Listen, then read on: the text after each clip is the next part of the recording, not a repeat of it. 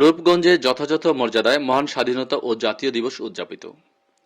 মোহাম্মদ শামসুল ইসলাম নাঈম। নারায়ণগঞ্জের রূপগঞ্জ উপজেলায় যথাযথ মর্যাদায় মহান স্বাধীনতা ও জাতীয় দিবস উদযাপিত হয়েছে।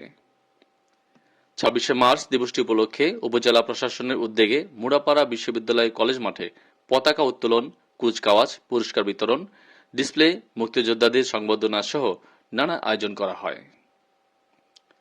এতে উপস্থিত ছিলেন বীর মুক্তিযোদ্ধা কাজী মনিরুজ্জামান মনির, উপজেলা নির্বাহী অফিসার সাইফুল ইসলাম, নারায়ণগঞ্জ জেলা বিএনপির সাবেক সাধারণ সম্পাদক গোলাম ফারুক খোকন, রূপগঞ্জ উপজেলা বিএনপির সভাপতি অ্যাডভোকেট মাহফুজুর রহমান হুমায়ুন, সহকারী কমিশনার ভূমি ফরিদ আল সোহান, মারজানুল হক ও রূপগঞ্জ থানার ভারপ্রাপ্ত কর্মকর্তা সাবজেল হোসেন সহ আরও অনেকে। এছাড়া উপজেলার স্কুল কলেজ সহ বিভিন্ন স্থানে স্বাধীনতা দিবস অনুষ্ঠিত হয়েছে।